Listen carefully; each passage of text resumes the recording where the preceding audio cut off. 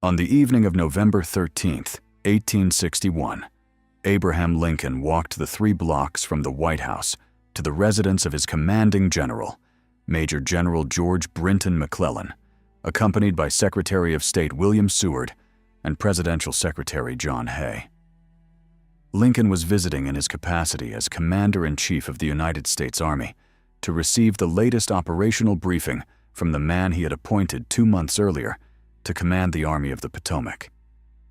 McClellan had returned to his residence approximately an hour before Lincoln's arrival, having spent the afternoon at the wedding reception of a fellow officer. The President, the Secretary of State, and the Secretary were received at the front door by an elderly servant who informed them that the general was upstairs and would receive them shortly. They were seated in the parlor. They waited. After 30 minutes, the servant returned to inform them that the general had retired to his bedchamber and would not be coming down to receive his visitors that evening. He suggested that the president and his party return at a more convenient time. Lincoln rose from his chair without commenting on the rebuff, gathered his hat, and walked back to the White House through the November streets of Washington with Seward and Hay alongside him. Hay recorded the incident in his diary that night, expressing the specific outrage that the secretary felt at what he had observed. Lincoln responded to Hay's complaint with the specific phrase that would be quoted by historians for the following century and a half. He said that he would gladly hold McClellan's horse if it would bring him victory in the war.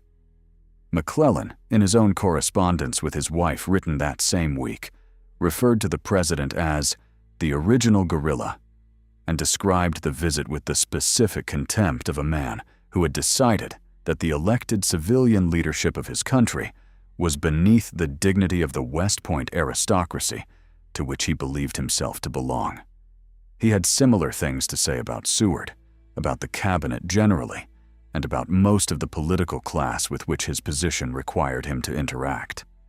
McClellan was 34 years old at this point, a graduate of the United States Military Academy, who had finished second in the class of 1846, a veteran of the Mexican-American War, a designer of cavalry equipment, whose innovations were still being adopted by armies across the world, and the commander of an army of approximately 100,000 men. He had specific reasons, as he understood them, for the contempt he expressed toward the civilian leadership. The contempt was, in his view, the natural consequence of the gap between the technical competence of the military profession and the amateur enthusiasms of politicians who had never spent a day in uniform. 3 years and approximately 400,000 Union casualties later, the soldiers of the Army of the Potomac voted in the presidential election of 1864. The election was held on November 8th, exactly 3 years, and 1 day before the anniversary of the evening when McClellan had refused to come downstairs to meet Lincoln. The candidates in the election were Abraham Lincoln, running for re-election as the incumbent Republican president, and George McClellan himself, running as the Democratic Party nominee on a platform that called for negotiated peace with the Confederacy.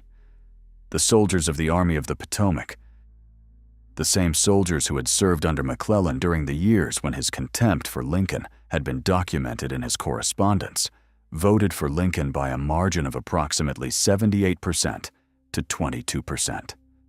The soldiers of the broader Union Army across all theaters voted for Lincoln by a margin of approximately 78% overall.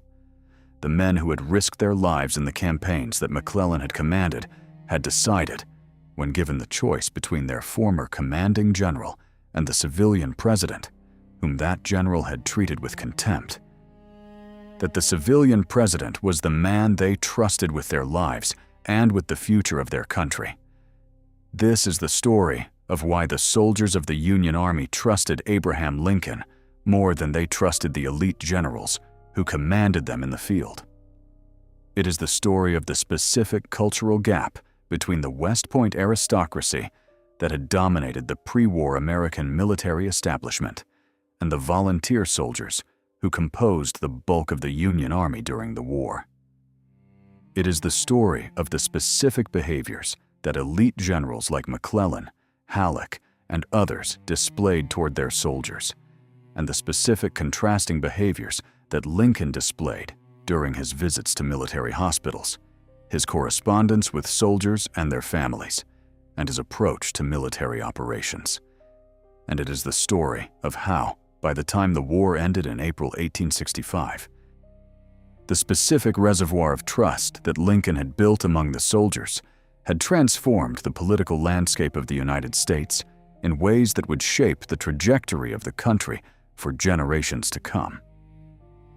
To understand this story, we must first understand what kind of military culture had existed in the United States Army before the Civil War, because the elite generals who commanded the Union forces during the early years of the conflict had emerged from that culture and carried its specific assumptions into their wartime command relationships.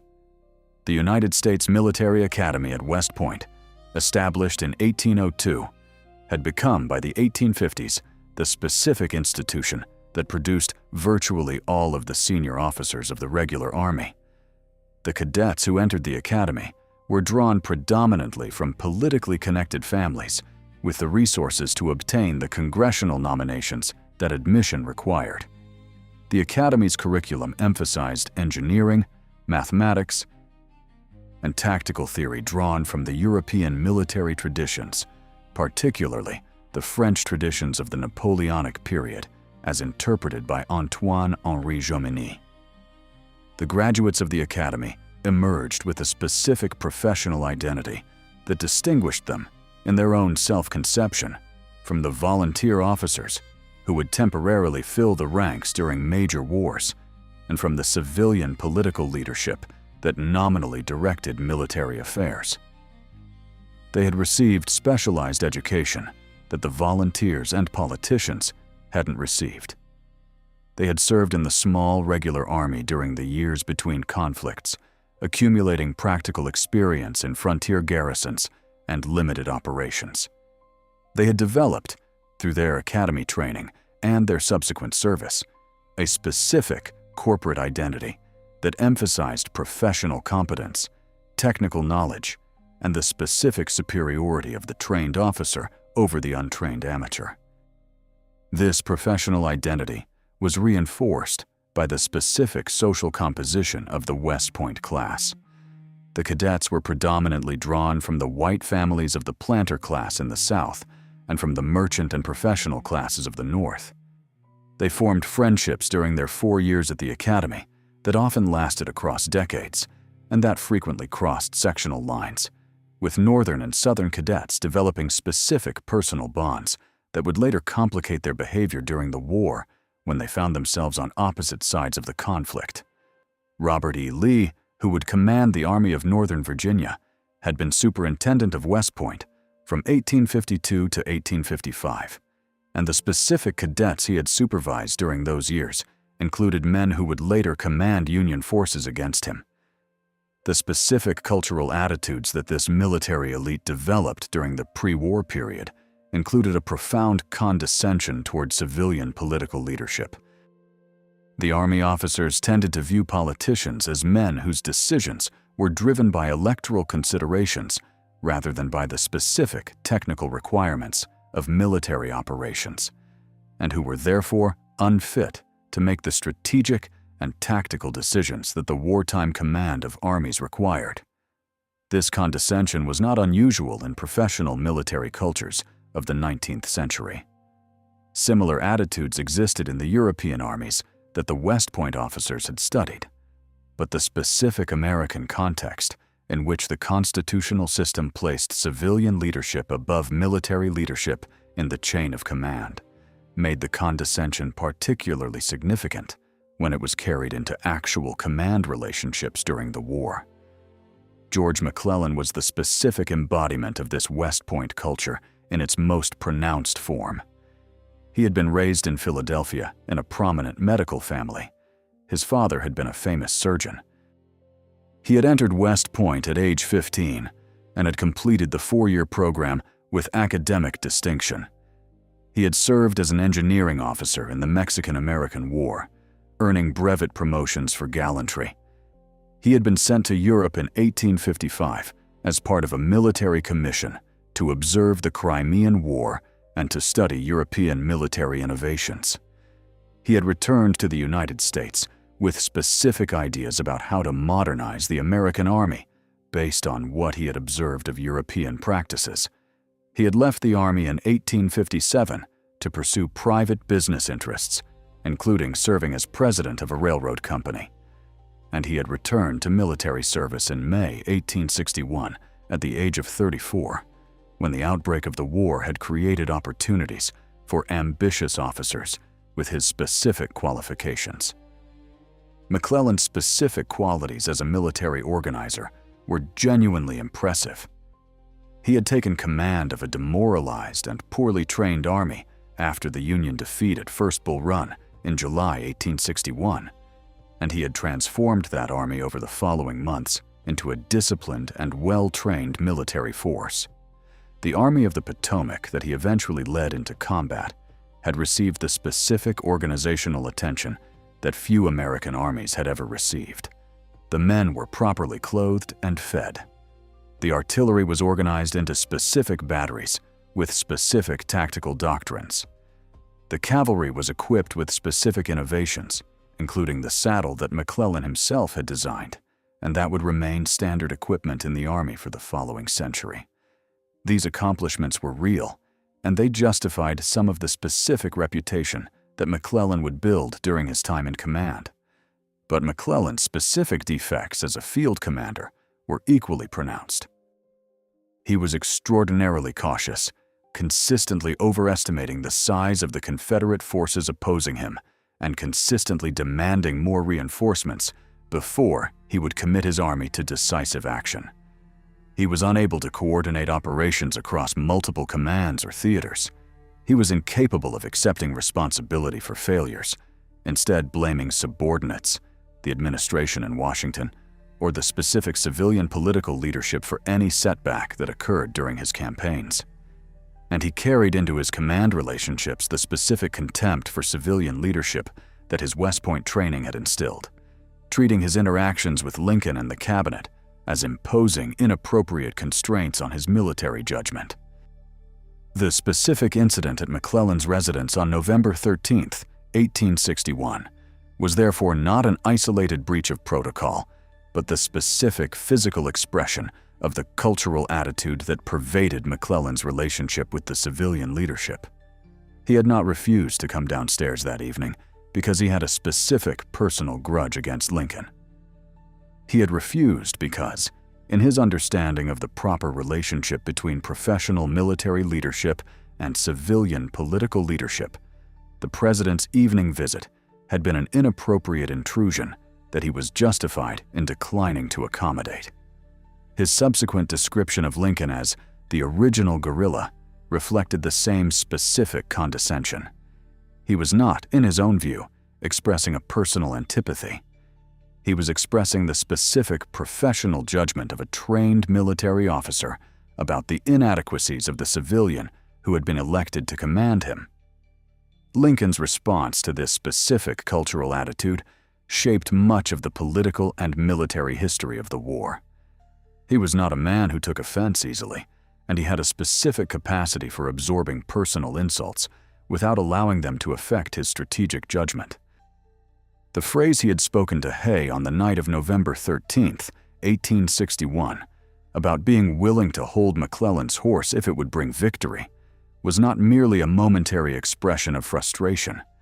It reflected Lincoln's specific approach to managing the difficult relationship between civilian political leadership and the West Point military culture. He would tolerate considerable arrogance from his generals if they delivered military results. He would intervene in their professional decisions only when those decisions were clearly inadequate to the strategic requirements of the war, and he would maintain, with the specific patience that his temperament made possible, the constitutional principle of civilian supremacy over military leadership without making the maintenance of that principle an obstacle to effective military operations. But Lincoln also had his own specific advantages in the contest for the loyalty of the soldiers, advantages that the West Point officers consistently failed to recognize because their cultural assumptions made them invisible. Lincoln had grown up in conditions that the volunteer soldiers of the Union Army recognized as similar to their own. He had been born in a log cabin in Kentucky. He had spent his adolescence performing manual labor on his family's farm in Indiana. He had taught himself to read by the light of his fireplace, working through the specific books he could borrow from neighbors and from the small libraries available in his frontier communities. He had become a lawyer through the specific process of self-education, followed by apprenticeship, the specific path that was available to ambitious young men without the resources to attend formal universities. His specific physical appearance reflected this background. He was tall and ungainly, with hands and feet that were disproportionately large even for his height. His clothes never fit him well, even when they had been tailored specifically for him by the best tailors in Washington. His face was angular and weather-beaten, marked by the specific lines that decades of outdoor labor and stress had carved into it. His voice was high-pitched, with a frontier twang that he had never lost despite his years in Springfield and Washington. He told jokes constantly, drawing on a specific repertoire of frontier stories that his political opponents found undignified, but that the volunteer soldiers from rural backgrounds recognized as the specific humor of their own communities. The specific contrast between Lincoln's appearance and demeanor and the specific appearance and demeanor of the West Point officers was visible to every soldier who encountered both of them. McClellan, when he reviewed his troops, did so with the specific formality of European military reviews, riding past the assembled regiments with his aides in attendance, accepting the salutes of the officers without acknowledging the individual soldiers, and conducting himself with the specific dignity that his understanding of his position required. Lincoln, when he visited the troops, did so with the specific informality of a frontier politician working a county fair. He shook hands with soldiers individually. He asked them where they were from and how they were holding up. He listened to their complaints about the food, the equipment, the medical care. He told them stories. He laughed at their jokes. He projected the specific attitude of a man who considered himself one of them rather than a man positioned above them in a specific hierarchy of social rank. The specific accumulation of these visits shaped the relationship between Lincoln and the volunteer soldiers of the Union Army in ways that the elite officers never fully understood. By the middle of 1862, Lincoln had visited military hospitals, training camps, and field positions on dozens of occasions. He had spoken with thousands of soldiers individually. He had developed a specific reputation among the troops for being approachable, for caring about their welfare, for being personally interested in the specific lives of the men who were fighting under his command. The soldiers wrote letters home about their encounters with him. The letters circulated through their hometown communities. The specific impression that Lincoln created during his visits became the specific basis for his political support among the soldier population that would prove decisive in the 1864 election.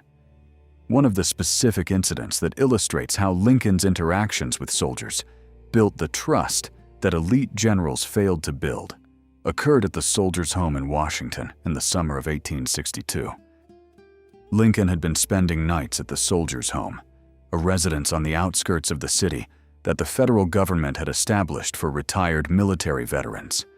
He had been encouraged to use the facility because the climate at the higher elevation provided some relief from the oppressive humidity of central Washington.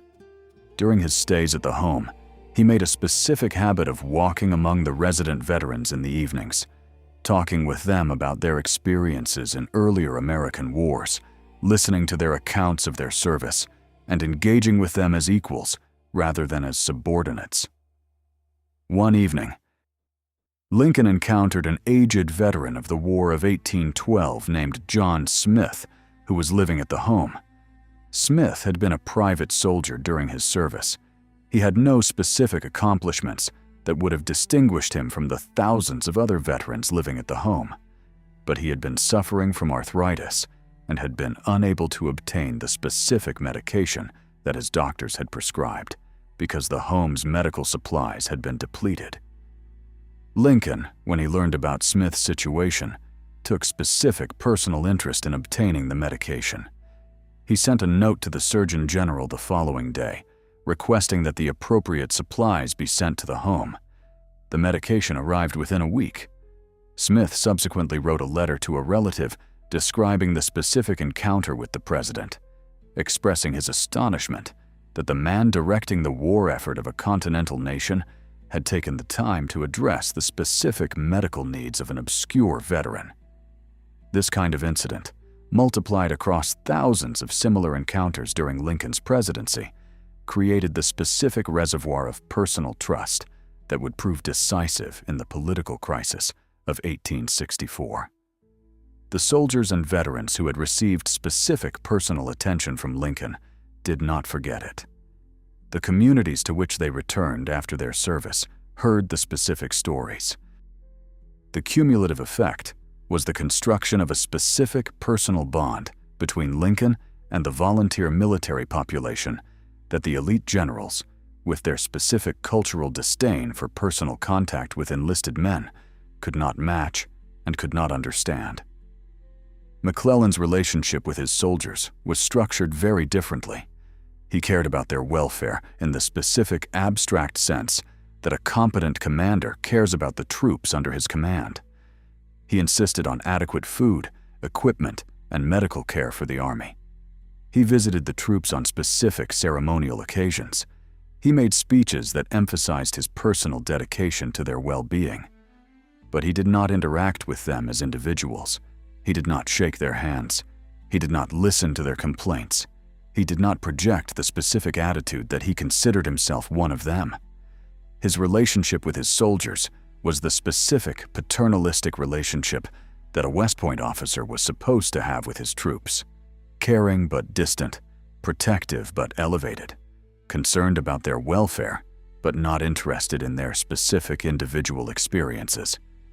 The soldiers, particularly the ones who had served under McClellan's command for extended periods, developed a specific awareness of this difference between their commanding general and their president. They saw McClellan as a competent professional officer who had organized their army properly and who had concern for their welfare in the abstract. They saw Lincoln as a specific individual who knew them personally, or at least who behaved as though he did, and who treated them with the specific respect that their volunteer service deserved. The two relationships were not equivalent. The two relationships did not generate equivalent loyalty. The specific tensions between Lincoln and McClellan produced a series of operational difficulties during 1862 that have been documented in detail by historians of the period. The Peninsula Campaign of April through July 1862, which was supposed to capture Richmond by an amphibious approach up the James and York rivers, ended in failure when McClellan retreated to the Union supply base on the James River after a series of battles that produced significant casualties on both sides without achieving the strategic objectives that had been set. The retreat was characterized by McClellan's typical pattern of blaming the administration in Washington for his failure, claiming that he had not been provided with adequate reinforcements, that the political leadership had interfered with his operations, and that the specific defeats had been the result of factors beyond his control rather than of his own command failures. Lincoln responded to these failures with the specific combination of patience and pressure that characterized his approach to managing his generals. He did not immediately remove McClellan from command. Recognizing that the political and operational consequences of such a removal would be significant, he did instruct McClellan to bring his army back to defend Washington and to be prepared for a new offensive. He maintained the specific constitutional protocols of civilian leadership over military command, without making those protocols an obstacle to operations that needed to be conducted. and he accumulated specific evidence about McClellan's deficiencies that would eventually justify his removal in November 1862. The specific moment of McClellan's relief from command came after the Battle of Antietam in September 1862, the specific tactical engagement in which McClellan had successfully defended against Robert E. Lee's first invasion of the North, but had failed to pursue Lee's army aggressively enough to convert the tactical victory into a strategic, decisive blow. Lincoln waited several weeks after the battle, hoping that McClellan would launch a follow-up campaign that would exploit the opportunities the victory had created. When McClellan repeatedly delayed his offensive, citing various logistical concerns and weather conditions, Lincoln finally lost patience. On November 7, 1862, he issued the orders relieving McClellan of command of the Army of the Potomac and replacing him with Major General Ambrose Burnside. The soldiers of the Army of the Potomac responded to McClellan's removal with the specific outpouring of emotion that has been documented in numerous letters and memoirs. Many of them genuinely admired McClellan as their commanding general. They had served under him for over a year. They had seen him organize their army into a disciplined fighting force. They were not yet aware of the specific dimensions of his command failures that had led to his relief. The soldiers held a specific farewell parade in his honor when he left the army, with thousands of them lining the roads as he rode through them, cheering and waving their hats, expressing the specific affection that a competent commanding officer often inspires among the troops who have served under him. But the specific affection the soldiers expressed for McClellan during his departure should not be confused with the specific kind of trust that Lincoln had been building during the same period. The soldiers admired McClellan as their commanding officer in the specific way that competent professional soldiers admire competent professional commanders. They trusted Lincoln in a different way, as the specific civilian political leader who represented the cause for which they were fighting, and who treated them as individual human beings rather than as components of military formations. The two emotions were different. The two emotions would produce different political results when the soldiers were asked to choose between them in the election of 1864. The replacement of McClellan with Burnside and the subsequent rotation through several other commanders of the Army of the Potomac during the following years did not fundamentally change the specific cultural pattern that the elite generals exhibited in their relationships with their soldiers and with Lincoln. Burnside, who commanded the Army of the Potomac for less than 3 months before being relieved after the disastrous Battle of Fredericksburg in December 1862, exhibited the same specific assumption of professional superiority over civilian leadership that McClellan had exhibited. Major General Joseph Hooker, who replaced Burnside in January 1863, was somewhat more politically attuned, but exhibited similar attitudes toward Lincoln and toward the broader civilian leadership. Major General George Meade, who took command of the Army of the Potomac just 3 days before the Battle of Gettysburg in July 1863, was more professionally competent than his predecessors, but maintained the same specific cultural distance from his soldiers that the West Point pattern required. The specific elite general whose attitude most closely matched McClellan's was Major General Henry Halleck, who served as General-in-Chief of the Union armies from July 1862 until March 1864. Halleck had graduated from West Point in 1839, had served as an engineer in California during the Gold Rush period, had written specific theoretical works on military strategy that were widely studied in the antebellum army, and had returned to military service at the outbreak of the war. He had earned the specific nickname Old Brains for his theoretical sophistication, but his specific record as General-in-Chief was characterized by the specific bureaucratic caution that his theoretical training had instilled in him, by his inability to coordinate operations across multiple theaters, and by his specific tendency to defer difficult decisions to subordinates rather than make them himself. Lincoln eventually replaced him in March 1864 with Ulysses Grant. The specific Western Theater commander, whose successes at Vicksburg and Chattanooga had demonstrated the kind of operational aggressiveness that the war required. Grant's relationship with Lincoln was, by significant contrast with the relationships that the previous elite generals had maintained, characterized by the specific professional respect that two men who took each other seriously could develop. Grant had graduated from West Point in 1843, but he had not been a particularly distinguished cadet, finishing 21st in a class of 39. He had served in the Mexican-American War with adequate but not exceptional performance. He had left the Army in 1854 under specific circumstances involving alleged drinking problems, and had spent the subsequent years in various unsuccessful business ventures, including a period working as a clerk in his family's leather goods store in Galena, Illinois. He had returned to military service at the outbreak of the war as a colonel of an Illinois volunteer regiment, working his way up through the volunteer hierarchy rather than through the regular army that the West Point culture had dominated. This specific background gave Grant a fundamentally different relationship with the elite West Point culture than the one that McClellan and Halleck and the others had maintained. Grant had been a West Point graduate, but he had failed to advance in the pre-war army in the way that the elite culture rewarded its successful members. He had experienced personal failure in business and had returned to military service from a specific position of relative obscurity. He understood the West Point culture from inside, but did not derive his identity from it in the way that the elite generals did. And he was therefore capable of working with Lincoln in ways that the elite generals hadn't been capable of, treating the president as a colleague whose civilian role was complementary to his own military role, rather than as an interloper whose civilian role threatened his professional autonomy. The specific working relationship that Grant and Lincoln developed during 1864 and 1865 has been documented in detail by historians and has been celebrated as one of the most successful civil-military partnerships in American history.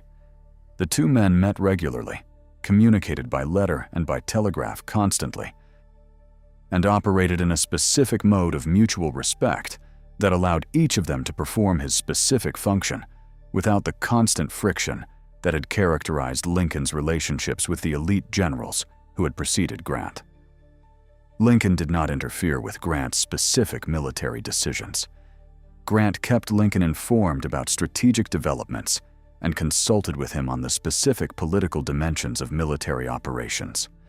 The result was the specific operational coordination that had been missing during the earlier years of the war, and that allowed the Union to apply its specific material and demographic advantages decisively against the Confederacy during the final year of the conflict. But the specific transformation that Grant's relationship with Lincoln represented does not undo the larger pattern of the war's earlier years. The specific cultural pattern of the elite generals failing to develop the kind of trust with their soldiers that Lincoln developed had been established before Grant arrived in the East. The specific reservoir of personal loyalty that Lincoln had built among the volunteer soldier population had been accumulated through 3 years of specific interactions that the elite generals had not matched. The specific decisions that the soldiers would make in the election of 1864 would reflect this accumulated history rather than the specific dynamics of the final months of the war. The 1864 election occurred during a specific moment of national crisis when the outcome of the war was still genuinely uncertain. The specific Confederate forces had been pushed back, but not yet defeated. The specific casualty rates of Grant's overland campaign during the spring and summer of 1864 had been horrendous, generating widespread war weariness in the Northern public. The specific opposition to the war within the Democratic Party had crystallized around a peace platform that called for negotiated settlement with the Confederacy. McClellan had been nominated as the Democratic candidate at a specific convention in Chicago in late August 1864. The specific platform on which he was running explicitly called for a ceasefire and negotiations. The specific political situation made the soldier vote particularly significant. 20 states had passed legislation by 1864 allowing soldiers in the field to vote in absentia, and the specific results of those soldier votes would significantly affect the outcome in several swing states. Both campaigns recognized this. The Lincoln campaign worked specifically to ensure that absentee ballots were distributed effectively to soldiers in the field. The McClellan campaign attempted to leverage McClellan's specific previous popularity with the Army of the Potomac to win soldier votes for the Democratic ticket. What happened on Election Day reflected the specific accumulated history of the previous 3 years. The soldiers voted for Lincoln by overwhelming margins. The Army of the Potomac, which had served under McClellan during 1861 and 1862, and which had been the specific army that had cheered him during his farewell parade, voted approximately 78% for Lincoln. The Western armies, which had served under Grant and Sherman, voted similarly. The specific aggregate of the soldier vote was approximately 78% for Lincoln across all units that participated in the absentee voting process. McClellan, who had been the commanding general of the largest Union army for over a year, received approximately 22% of the votes from the soldiers who had served under his command. The specific magnitude of the soldier preference for Lincoln over McClellan has been analyzed by historians as one of the most striking electoral statistics of 19th century American politics. The soldiers had served under McClellan personally. They had cheered him at his farewell. They had been willing, in the specific aftermath of his removal, to express the kind of affection that troops usually express only for their best commanders. But when given the choice between McClellan and Lincoln in a specific national election with the future of the country at stake, they had chosen Lincoln by a margin of nearly 4-1. The specific personal trust that Lincoln had built through his approach to the soldiers had translated into specific political support that overrode whatever residual loyalty McClellan had inherited from his time in command. The specific letters that soldiers wrote home before and after the election provide insight into how the soldiers themselves understood the choice they were making. The recurring themes in this correspondence emphasized that the soldiers had been fighting for a specific cause, that the cause involved both the preservation of the Union and the destruction of slavery, that Lincoln represented the specific commitment to that cause that the war required, and that voting for McClellan would specifically betray the sacrifices that had already been made. The soldiers used phrases like, "We cannot quit until the work is finished," and "those who died at Antietam and Gettysburg did not die for a negotiated peace," to express the specific sentiments that drove them toward Lincoln. They did not write about McClellan with hatred or contempt. They wrote about him with the specific resignation of men who had decided that their former commanding general represented a path that they were not willing to take. The specific reasons the soldiers gave for their preference were not primarily about military leadership in the abstract. They were about the specific cause for which the soldiers were fighting and the specific personal qualities that distinguished Lincoln from McClellan. The soldiers had developed the specific understanding that Lincoln cared about them as individuals in ways that McClellan had not. They had observed Lincoln's specific behavior towards soldiers during his visits to the Army. They had received the specific personal correspondence that Lincoln sometimes sent to soldiers and their families in cases that came to his attention. They had heard about the specific incidents in which Lincoln had pardoned soldiers who had been sentenced to death for desertion or other military offenses, demonstrating his concern for the specific human consequences of military discipline. The cumulative effect of these specific incidents was the trust that the election of 1864 demonstrated. A specific category of incidents that contributed significantly to the soldier perception of Lincoln involved the specific pardons that he issued for soldiers facing capital punishment for desertion, sleeping on duty, or other military offenses. The official records of the Civil War indicate that Lincoln personally reviewed several hundred death sentences during his presidency and pardoned the majority of them, often after specific personal interventions by family members or commanding officers. Each individual pardon affected only one soldier and his family directly, but the specific accumulating record of these pardons created a reputation that spread rapidly through the Army. The soldiers came to understand that Lincoln was genuinely reluctant to execute soldiers for offenses that he viewed as resulting from human weakness rather than from criminal intent. They came to understand that he treated each death sentence as a specific decision that he personally was making, rather than as an automatic consequence of military procedure. A specific pardon that became widely discussed within the Army involved a young soldier named William Scott from Vermont, who had been sentenced to death for falling asleep on guard duty in September 1861. Scott had been on guard duty for 2 consecutive nights, having taken the second shift to relieve a comrade who was ill. He had fallen asleep at his post during the second night and had been discovered by an officer making the rounds.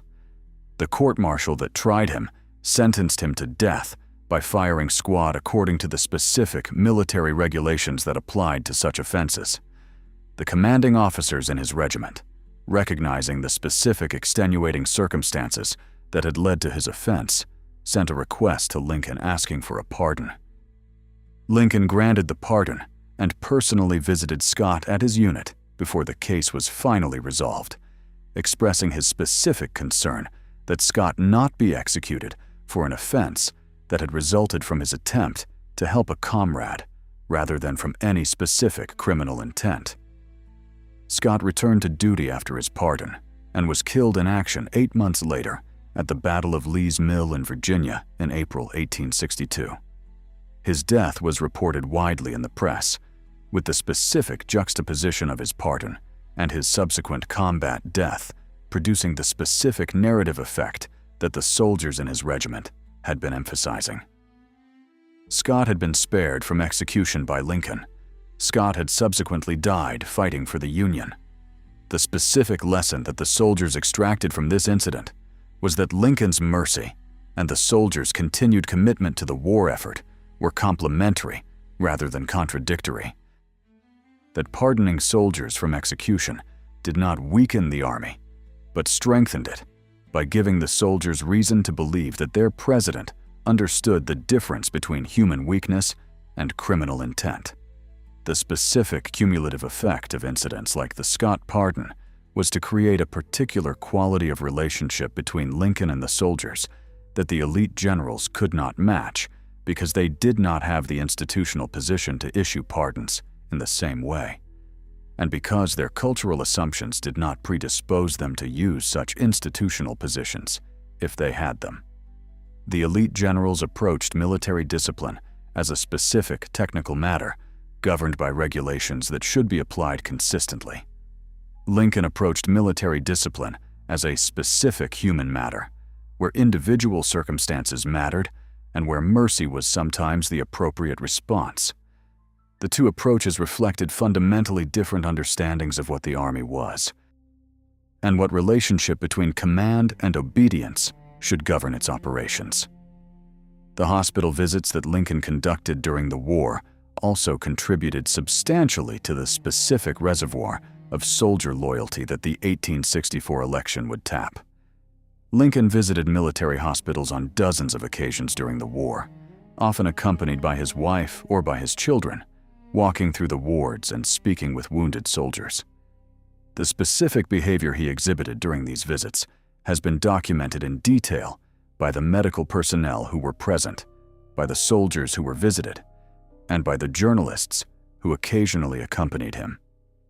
Lincoln would walk slowly through the wards, stopping at each bed where a wounded soldier was lying, asking the soldier his name, where he was from, what his specific wound was, and how he was feeling. He listened to the responses with what the witnesses described as specific, genuine attention, not the distracted attention of a politician who was performing a public relations function, but the engaged attention of a man who was actually interested in the specific responses he was receiving. The witnesses to these visits consistently noted that Lincoln did not flinch from the specific visual realities of the hospital wards. The wounds were often horrific, particularly during the specific periods when the Army's medical care was overwhelmed by the casualties from major battles. Soldiers with amputated limbs, with abdominal wounds that were producing specific deathbed deteriorations, with face wounds that had destroyed their capacity to speak coherently, were lying in the wards in conditions that would have been difficult for any visitor to face. Lincoln faced them. He sat beside them. He held their hands when they reached for him. He prayed with the religious soldiers when they asked for prayer. He wrote down the names of soldiers who specifically requested that he write to their families, and he sent the letters when he returned to the White House. The specific intensity of these visits exhausted him visibly. The witnesses noted that he often appeared physically and emotionally drained when he returned to the carriage that had brought him to the hospital. But he continued making the visits for the duration of the war, refusing to delegate the specific personal contact that the visits required to subordinates who could have performed the function more efficiently. McClellan, by contrast, did not make hospital visits in this specific personal manner. He attended to the medical care of his army through the proper administrative channels. He ensured that medical supplies were available, that surgeons were properly assigned, that hospital facilities were established in adequate numbers. But he did not personally visit individual wounded soldiers on the wards. He did not hold their hands. He did not write letters to their families on their behalf. The specific personal contact that Lincoln considered an essential element of his role as commander-in-chief was a specific element that McClellan considered inappropriate for a commanding general, beneath the dignity of his position, and unnecessary for the proper administration of military medical services. The soldiers, of course, knew the difference. The men who had been visited personally by Lincoln in hospitals had specific stories to tell when they returned to their units or to their hometowns. The men who had received the personal letters that Lincoln had written had specific physical evidence of the president's interest in their welfare. The cumulative effect of thousands of these specific interactions was a specific perception of Lincoln that the elite generals could not duplicate, and that would eventually translate into the specific electoral outcomes of 1864. The specific political significance of the 1864 election extended far beyond the immediate question of whether Lincoln or McClellan would serve as president for the following 4 years. The specific Lincoln victory represented the specific affirmation by the soldiers and by the broader Northern electorate that the war would continue until Confederate surrender, that the specific cause for which the soldiers had been fighting would not be abandoned in negotiation, and that the specific commitments that Lincoln had made about emancipation and Union restoration would be carried through to their conclusion. The specific defeat of McClellan represented the specific repudiation of the peace platform that the Democratic Party had adopted, the specific rejection of the negotiated settlement that the Confederate leadership had been hoping for, and the specific endorsement of the strategy that Lincoln and Grant had developed for prosecuting the war to its decisive conclusion. The specific consequences for the war effort were immediate and substantial.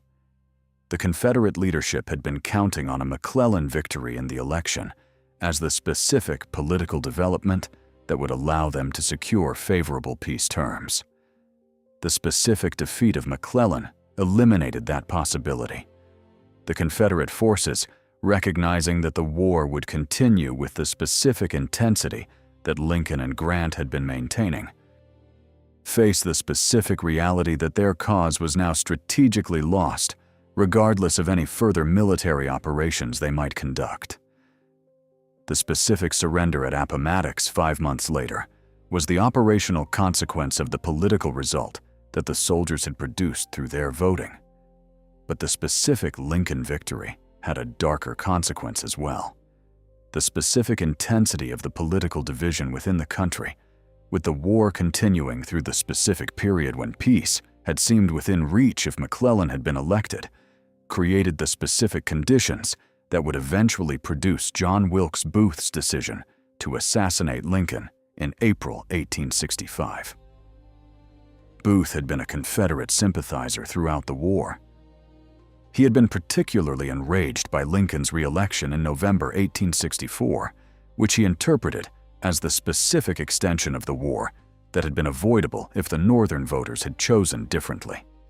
The specific assassination plot that Booth would execute on April 14, 1865, was the specific direct consequence of the political reality that the Lincoln victory had created. The specific death of Lincoln on April 15, 1865, the morning after Booth's attack at Ford's Theater, was experienced by the soldiers of the Union Army as a specific personal loss that has been documented in numerous letters and memoirs. The men who had voted for Lincoln by overwhelming margins 5 months earlier received the specific news of his death with the specific grief that one experiences at the death of someone one knows personally. The letters they wrote in the days following the assassination reflected the specific quality of relationship that Lincoln had built with the soldiers over the course of the war. They described him as their friend, as their father figure, as the specific person who had cared about them in ways that the elite generals had not. The specific outpouring of grief from the Army was so substantial that the funeral train that carried Lincoln's body from Washington to Springfield, Illinois, in the days following his death, produced specific gatherings of soldiers and civilians in numbers that surprised the specific officials who had organized the journey. The specific legacy of the relationship between Lincoln and the Union soldiers extended beyond the immediate emotional response to his death. It shaped the specific way that the soldiers would remember the war during the subsequent decades. The veterans organizations that emerged in the post-war period, particularly the Grand Army of the Republic, maintained the specific memory of Lincoln as the central political figure of the war. The specific monuments and statues that were erected in northern cities and battlefields during the late 19th century overwhelmingly featured Lincoln as the specific embodiment of the Union cause.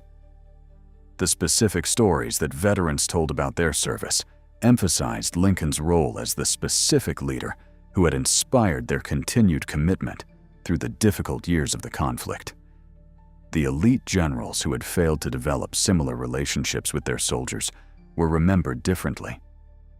McClellan's specific post-war career, which included service as governor of New Jersey from 1878 to 1881, was not particularly distinguished.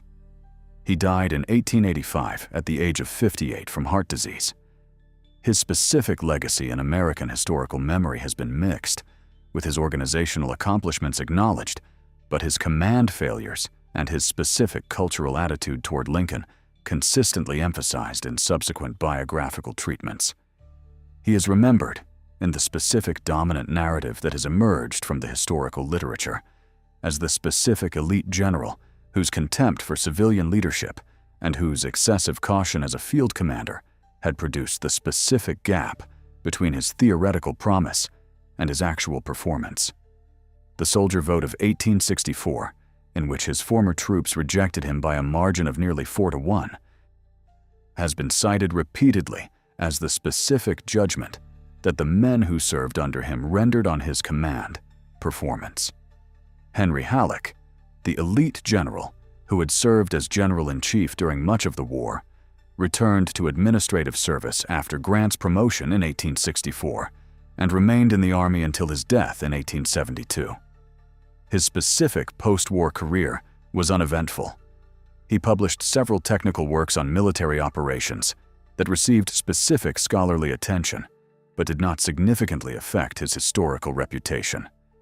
He is remembered, like McClellan, as a representative of the specific elite culture that the war had revealed to be inadequate to the demands of modern warfare. Ambrose Burnside, whose specific failures at Fredericksburg had led to his removal from command of the Army of the Potomac after only 3 months, served in subordinate commands for the remainder of the war, and entered politics afterward, eventually serving as a U.S. Senator from Rhode Island. He is remembered primarily for the specific pattern of facial hair he wore that came to be called sideburns.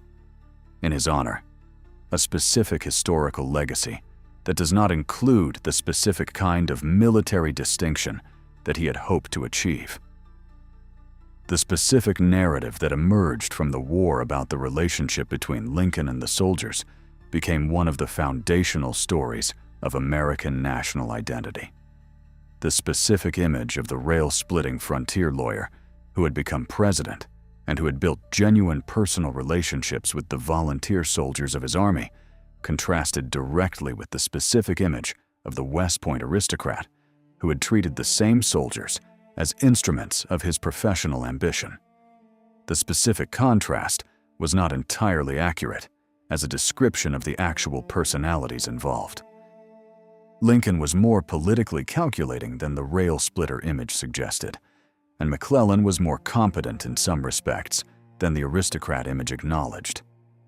But the specific contrast captured something real about the cultural difference between the two men, about the specific way they approached their relationships with the soldiers under their nominal command, and about the specific reasons why the soldiers chose Lincoln over McClellan when they were given the specific choice in the election of 1864. The specific lesson that the soldier preference for Lincoln over McClellan represents has been analyzed by historians and political scientists for the subsequent century and a half as one of the specific demonstrations of how civilian leadership can establish democratic legitimacy in military institutions through specific behaviors that go beyond formal authority. Lincoln had not commanded the soldiers in the specific tactical sense. He had not led them in battle. He had not designed their training or their equipment. The specific tactical and operational responsibilities had remained with the elite generals, but he had built a specific relationship with them through behaviors that the elite generals had not engaged in, and that specific relationship had translated into the specific political loyalty that the war required for its continuation through its decisive final phase. That specific lesson has continued to inform discussions of civil-military relations in American democratic theory and practice. The specific principle that civilian leadership over military institutions depends on more than the formal constitutional arrangements, that it depends also on the specific human relationships that civilian leaders build with the military personnel under their nominal command, has been cited repeatedly in subsequent contexts where similar tensions between professional military culture and civilian political authority have emerged.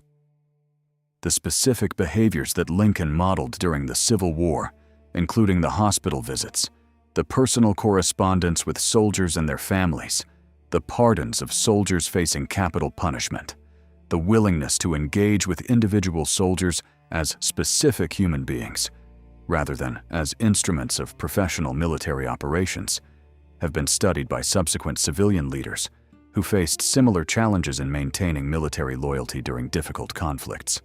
The specific Union soldiers who had voted for Lincoln in 1864 returned to their civilian lives in the years following the war's end, in April 1865. They built families, established businesses, entered professions, and contributed to the specific economic and political development of the post-Civil War United States in ways that reflected the specific values that the war had established for them. They participated in veterans organizations that maintained the specific memory of their service. They voted in subsequent elections in patterns that reflected their specific Civil War experiences. They told the specific stories of their service to children and grandchildren in ways that shaped the specific cultural memory of the conflict for the subsequent generations. The specific stories they told about Lincoln were consistent in their broad outlines across the entire veteran population. They remembered him as the specific man who had cared about them. They remembered him as the specific leader who had treated them with respect that went beyond the specific institutional respect that their military rank required. They remembered him as the specific president who had visited their hospitals, who had pardoned their comrades, who had sent letters to their families when they had been killed in battle. They contrasted him in their memories with the specific elite generals who had commanded them, generals who had organized their armies competently, but who had not developed the specific personal relationships that Lincoln had developed. This specific cultural memory, transmitted through the veterans' organizations and through family stories, became one of the specific foundations of the political coalition that would dominate American politics for the subsequent half-century. The specific Republican Party of the late 19th century derived much of its political support from the specific Civil War veterans who voted Republican because they identified the party with Lincoln and with the specific values that he had represented. The specific dominance of the Republican Party during the period from 1860 through 1932 was not solely a function of the soldier vote, but the soldier vote was one of the specific components that sustained that dominance throughout the decades when Civil War veterans remained a significant political constituency. The specific elite generals who had failed to develop similar relationships with their soldiers did not have similar political legacies. Their specific roles in the war were remembered, but they were not transformed into the specific political symbols that Lincoln became. They had been competent professional officers in the limited sense that their cultural assumptions allowed them to be competent. They had not been the specific kind of leaders that the war ultimately required, leaders who could connect with the volunteer soldiers as specific human beings and who could build the specific reservoir of trust that political leadership of a democratic society at war requires. That specific failure of the elite generals to recognize what their soldiers needed from their leaders, and the specific success of Lincoln in providing what the soldiers needed, despite his complete absence of formal military training, is the specific lesson that the specific historical evidence preserves for subsequent analysis. The lesson is not that formal military training is unimportant. The lesson is that formal military training is not sufficient. The lesson is that the specific human qualities that lead soldiers to trust their leaders are qualities that cannot be acquired through specific institutional credentials and that may in fact be obscured by certain kinds of institutional training that emphasize professional distance over personal connection. Lincoln had those specific human qualities. He had developed them through the specific experiences of his frontier upbringing, his self-education, and his subsequent political career in a state where personal accessibility was a specific requirement of political success. He brought those qualities to his role as commander-in-chief, applied them to his interactions with the soldiers, and built through his specific behaviors the specific reservoir of trust that the war required. The elite generals he commanded did not have those qualities, or at least did not exercise them in the way that Lincoln did. Their West Point training had emphasized professional competence and technical skill, but had not emphasized the specific personal connections that would have allowed them to compete with Lincoln for the loyalty of the soldiers under their nominal command. They expected the soldiers to obey them because they outranked them, and because they had received the specific training that qualified them for command. They were correct that the soldiers would obey them within the specific operational requirements of military service. They were incorrect that this specific obedience would translate into the specific political loyalty that would survive the test of an election in which the soldiers were asked to choose between their commanding general and the civilian president, whom that general had treated with contempt. The soldiers chose the civilian president. They chose him by a margin of nearly 4-1. They chose him because they knew the difference between professional obedience and personal trust. And they understood which kind of relationship Lincoln had built with them and which kind their elite generals had built. The choice they made in the specific election of November 1864 was the specific verdict on the broader question of why Union soldiers actually trusted Lincoln more than their elite generals. The verdict was unambiguous. It has remained unambiguous for the century and a half since, and it continues to inform the specific understanding of how democratic civilian leadership over military institutions actually functions in the American political tradition. There is a specific dimension of the relationship between Lincoln and the soldiers that deserves examination because it illuminates how the trust was built across the specific cultural distance that separated the frontier-bred president from the immigrant and ethnic minority soldiers who composed substantial portions of the Union Army. Approximately 1 in 4 Union soldiers was foreign-born, with significant contingents from Ireland, Germany, and other European countries. Approximately 1 in 10 Union soldiers by the end of the war was African American, the specific result of the recruitment of black regiments that had begun after the Emancipation Proclamation in January 1863. The specific cultural backgrounds of these soldiers were quite different from Lincoln's own frontier American background, and the trust that he built with them required behaviors that went beyond the specific frontier connections that explain his relationship with the native-born volunteers from rural backgrounds. With the German American soldiers, who composed the largest single foreign-born contingent in the Union Army, Lincoln developed his connections through specific political channels that reflected his political career in Illinois, where German immigrants had been an important part of the Republican coalition that had elected him to the presidency. He worked to ensure that German-speaking officers were promoted to appropriate positions within the Army, and he engaged with the specific concerns that German-American soldiers expressed through their community newspapers and their political organizations. Carl Schurz, the German-born politician who had become a Union Major General and who served as one of Lincoln's specific liaisons with the German-American community, recorded in his memoirs how Lincoln consistently treated German-American military leaders with the specific respect that their service deserved, without making distinctions based on their immigrant origins. With the Irish-American soldiers, the specific relationship was more complicated because of the specific Irish-American resistance to the war effort that had culminated in the New York draft riots of July 1863. The specific population from which much of the Union's Irish-American military service came was politically aligned with the Democratic Party rather than with Lincoln's Republican Party. But the specific Irish soldiers who served in regiments like the famous 69th New York exhibited the specific patterns of trust toward Lincoln that the broader pattern across the Army demonstrated.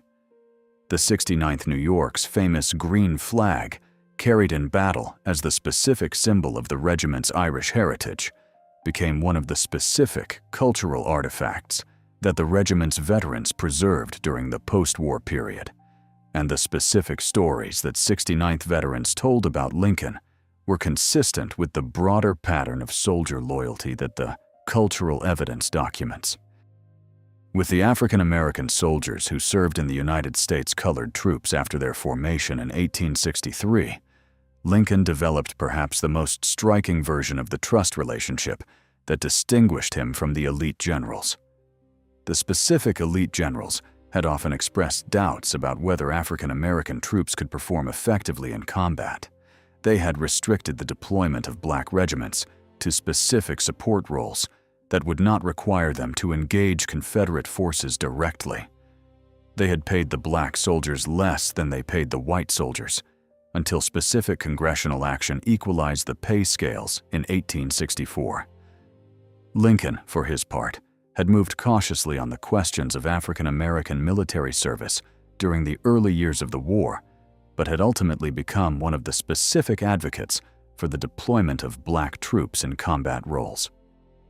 He had visited regiments of the United States colored troops on multiple occasions, treating their soldiers with the same specific personal respect that he extended to white soldiers in white regiments. The specific moment when Lincoln visited Richmond, Virginia, On April 4, 1865, 2 days after the Confederate evacuation of the capital, captured something specific about the relationship he had built with the African American soldiers and with the freed slave population that the war's outcome had liberated. He walked through the streets of Richmond, accompanied by a small escort, with his son Tad at his side, while the freed black population of the city emerged from their homes to greet him. Some of them knelt before him in the street. He told them, according to the specific witnesses who recorded the moment, that they should kneel only to God. He shook hands with men, women, and children. He spoke with veterans of the United States colored troops who were among the soldiers occupying the city. The specific scenes from that day, recorded by journalists and by witnesses, became one of the specific iconic images of Lincoln's presidency, capturing the specific quality of relationship he had built with the population that the war had freed and that had served in his army. That relationship, like the relationship he had built with the white volunteer soldiers, was something the elite generals hadn't built and could not have built. It required the specific personal qualities that Lincoln possessed and that the West Point culture had specifically not cultivated in the officers it had trained. The specific cultural difference, multiplied across thousands of individual encounters with soldiers from various backgrounds, produced the specific accumulated trust that the 1864 election results had revealed and that the post-war memorial culture would preserve. If this story of how the soldiers of the Union Army chose their civilian president over their professional generals showed you something about the difference between formal authority and the specific personal trust that human beings extend to leaders who treat them as fellow human beings rather than as instruments of professional ambition, you know what to do. Subscribe to the channel and activate the notification bell. And before you leave, I want to know your verdict. Go to the comments right now and write a single word. Write character. If you believe that the specific personal qualities of Lincoln, his accessibility, his empathy, his willingness to engage with soldiers as human beings, were the decisive factors that produced the trust that translated into the 1864 election results, and that no amount of institutional reform could replicate this kind of leadership without the specific human qualities involved. Or write culture if you believe that the elite West Point culture itself was the structural problem, that the specific assumptions of professional superiority over civilian leadership produced the failures of generals like McClellan, regardless of their individual personal qualities, and that institutional reform of military culture is the specific solution that civil-military relations require. One word, and then tell me why. I want to read them. See you in the next video.